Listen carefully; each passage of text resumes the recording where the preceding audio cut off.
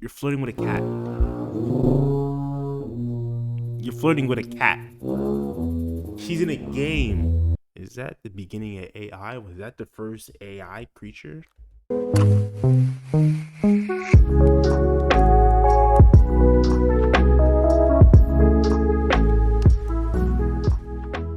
Y'all, welcome to Jay's Thoughts. I hope y'all enjoy, and let's get right into it.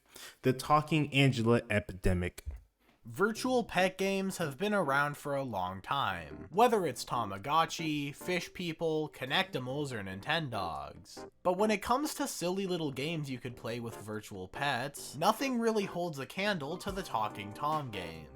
Have y'all played the Talking Tom game? I mean, like, I played the Talking Tom game at like occasionally as a little kid. My parents would, when we ever had their phone or whatever, we downloaded it on their phone because we didn't have like phones when we were like little kids. We were like how old? 10 years old, 8, 10. Like there was not really a lot of like phones like that for us to even use because they were kind of expensive at the time, anyways. But like my sisters used to download it on their phones and they play, they talk, they'd be like, oh, look how funny it is. This is exactly what I said, but like in a little voice, you know? So like, kids, that stuff is kind of fun to them anyways. Which follow this little guy, or a number of other little guys. Tom is a pretty wacky cat. You can talk to him, feed him, and beat the shit out of him. All with just your fingertips on a touchscreen.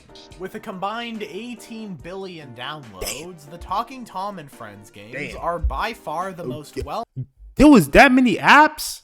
Oh pet my care games goodness. currently on the market. This is after like out with just some simple features like Tom repeating words in a high-pitched voice. Yeah. Fuck you. What the? Things quickly got more and more advanced, with the newer entries having mini-games, stats, clothes, and other more advanced features. But under the series' positive, friendly map... Yeah, I remember there used to be like mini games for them to play with and stuff like that. Like it was just a whole lot of stuff for them to do on it. It's kind of crazy. Lies a dark secret, or at least that's what some people wanted you to believe. Today, I'm going over the story of Talking Angela, and by extension, the rest of the Talking Tom series, to follow the trail of rumors to figure out once and for all what really happened. Ever since people began going on the internet, there have been concerns regarding cybersecurity. Just look at what's been going on with TikTok. People highly value their own privacy, and keeping their data to themselves. And there was a point in time when there were some absurd rumors in relation to the game Talking Angela. So let's... What could have probably been it? These kind of things kind of reminded me, like, they probably like recorded your voice or they recorded the conversations you were having. That used to be my thought process. Like, okay, if this hurt us and sent it right back to us, then it probably could have been recorded and kept into like some secret file. Like the government is just watching us with these little games and stuff like that. Like, I don't know why specifically focusing on Angela, but let's get right into it. Let's go through the history to figure out exactly what happened.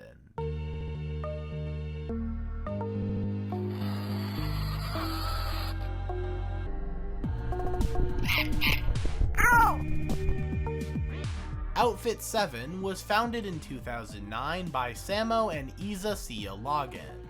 They had studied computer science in college and wanted to put it to use by getting into the mobile game business, after the launch of the Apple App Store, as its opening in mid-2008 is what really brought the mobile game industry to prevalence.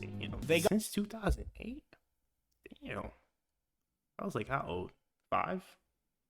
Yeah, I was 5. That's crazy. That was a long time ago. Got 6 friends together to invest $250,000, which they used to buy an office and began to develop some apps. After a handful of failed attempts, they were inspired by comic strips and the ever so popular funny pet videos of the time to create a game where you could watch a virtual cat character be funny. Talking Tom was released in June of 2010. It was a basic game. That was a long time ago. And I was right. It was right around that time. That's crazy. If you could even call it that. He would sometimes scratch the screen or have other funny scenarios play out. He farts, drinks milk, and you could even beat him up. comedic genius, but the greatest feature was the ability to speak to the cat, where it would respond by repeating what you say in a high-pitched voice. It was simplistic, to say the least, Very much but so. one way or another, this little app was able to spring into quite the... I don't know how this app made that much money. It must have been because of like ads, but like I think there was other things you could do. You could buy outfits for him. If I'm 100%, I'm pretty sure you can probably buy outfits for him, which is, you know, that's how I guess that's how they make their money. But I don't understand why anyone would spend money on this game, to be honest. The lucrative business, but to keep it up, they would have to get a little more advanced. Over the course of the next 2 years, they would continue to release more games. Damn, they had Over everybody. the course of the next 2 years, they would continue to release more games with new characters. Yeah, you see, that's the thing with a lot of new games, that they can't really come up with new creative ideas. They just take the same ideas that they have and just made a whole bunch of other ones. You feel me? Like, I was at the store the other day and I literally seen they had Oreos, like, you know, the regular Oreos, you know, they had the regular size and they had the family size and had the party size. And then as they go on, you just see like, okay, they have a dark chocolate flavor one, they have a birthday cake flavor one, they have a lemon flavor one. Like, they just have a whole bunch of different things. It's not really original, but like, you know, they had just went with a whole bunch of different ideas that stem from one thing. And so, like, you know, I don't know. They don't know how to branch out to other things without, like, you know, making it as popular as that original thing was. Including a strange one involving Santa Claus. What the Santa? They released Talking Ben, which stepped things up by letting you ask Ben questions. Talking Ginger added more of a pet character. Is that the beginning of AI? Was that the first AI creature? Gameplay style. And there was even Talking Tom and Ben News, bringing these characters together to form some sort of universe. There were a lot of other games too, however they most likely didn't catch on, as a lot of these characters went on to become discontinued.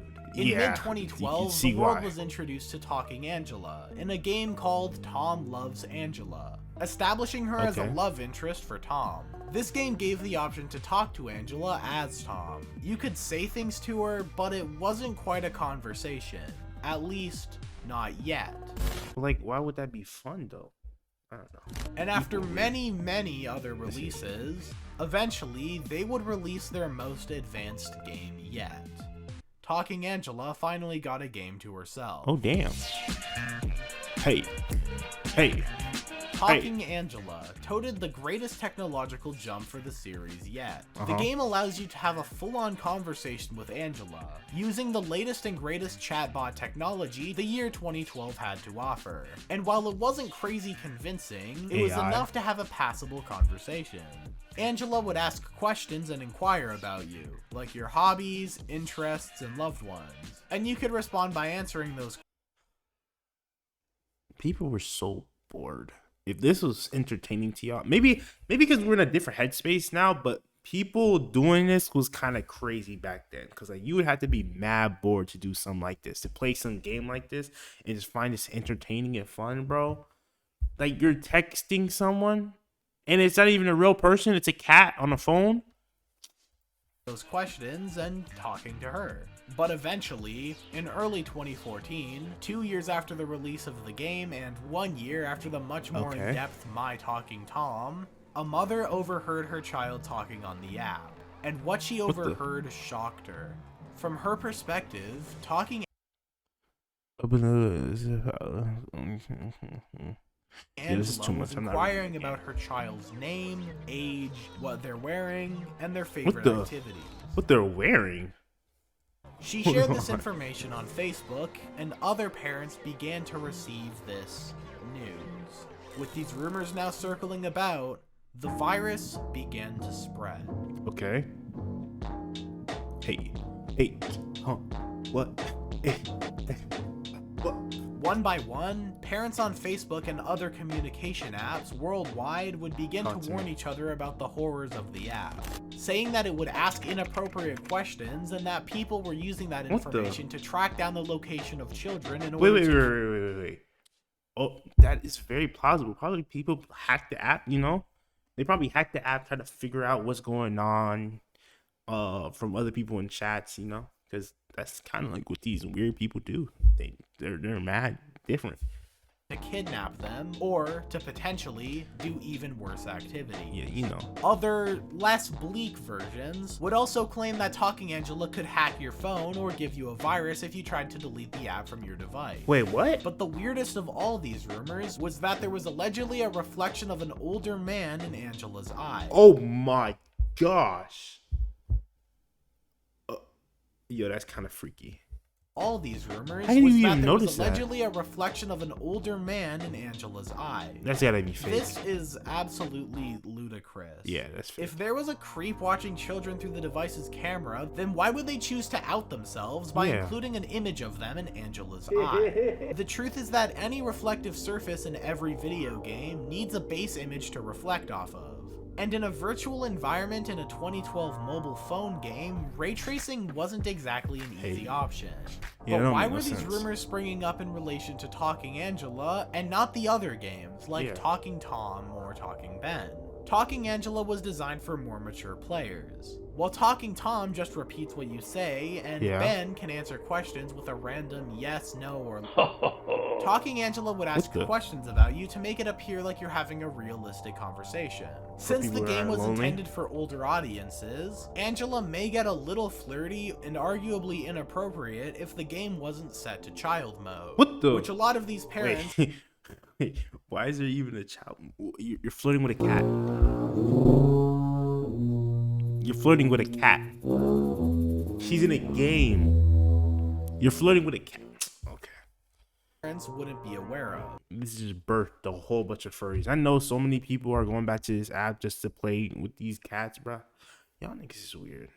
The most perplexing thing about this is the fact that Outfit 7 was already an established company before these claims started to spring up. Why would a company worth multiple millions, with a reputation to uphold, choose to design an entire game based around a character who already existed, solely to lure children into doing something creepy? It just doesn't make sense. Really doesn't? However, even though there was never any proof these rumors were true, it didn't stop people from spreading lies and pretending otherwise. I mean, that's what they gonna do. Especially of the 3 a.m. variety, began milking the game and ingraining it into the... That was a crazy arc in YouTube history. The 3 a.m. folk.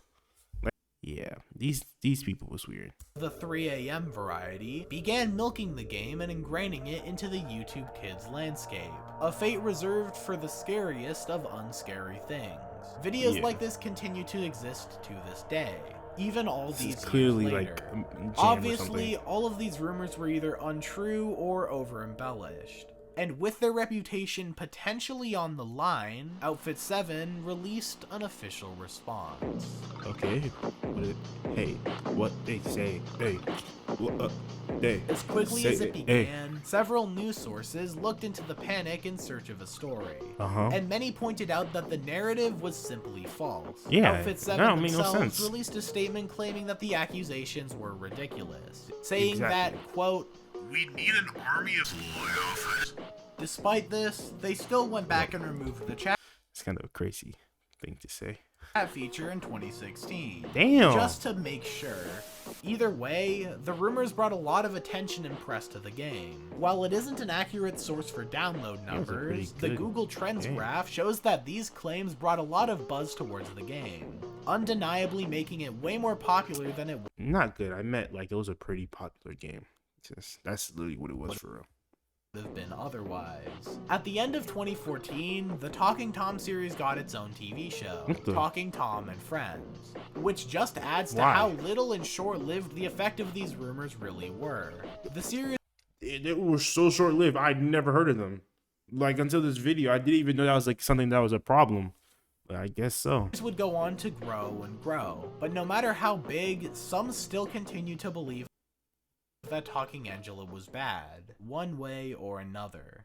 I remember kids at my school would say that the app had a virus, that if you downloaded it then deleted it from your phone, it would get hacked. It's crazy to think that grown adults would be believing the same absurd claims as the kids. Yeah. If there's one takeaway from... That is something kids would make up for a fact. And you know, other kids would fall for it too, like I would.